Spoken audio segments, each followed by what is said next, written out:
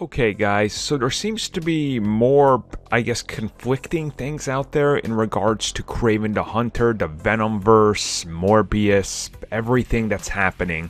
So let's try to go over realistically how they're probably going to handle this if we just look at how they're handling the other stuff.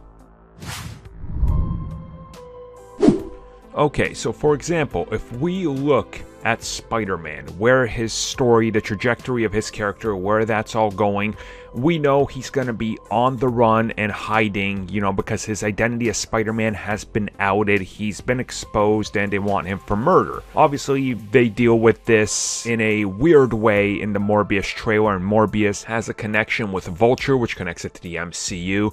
But remember, the key word you want to remember when it comes to every single one of these MCU, non-MCU Marvel films by Sony is that keyword that Amy Pascal uses, adjacent.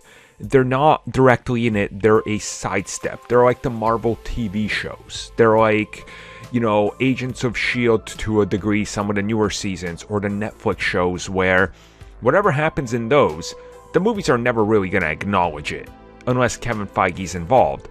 Kraven the Hunter, if, for example, if it's true that his character is going to appear in Spider-Man 3, but then that same character is going to get a origin story that is a Sony-made film, that means that technically, yes, it's an MCU film. Yes, it can be counted as an MCU film, but it's not Marvel Studios MCU film. It's not an official one. Kevin Feige's more than likely not going to have hands on it, which then means they're just not going to ignore it. So let's say, and I'm just using a crazy example here, let's say in the Kraven movie, Venom shows up and Carnage shows up, and then the entire planet turns into symbiotes, and then the complete ending of the movie is everything is symbiotified, and a million Spider-Men from the Spider-Verse are led by Andrew Garfield and Tobey Maguire come to Earth to stop them in the Spider-Verse sequel.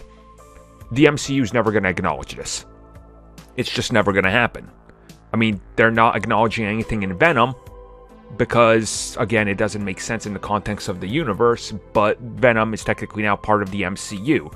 So again, they have to be careful how they do it, and it's that perception of, oh, it's a Marvel movie, whatever, we'll go see it, right? The everyday person might not know.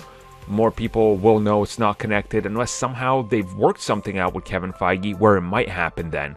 And then obviously there's the Spider-Man connection, Tom Holland and everything.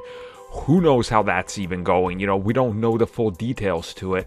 But realistically, however they handle this, it'll be interesting to see the direction of it because none of it just makes sense. And I think, ultimately we'll know by the time the next Spider-Man film is out and over. Whatever Sony has in development will be indicative of what happens. But until then, it's all speculation.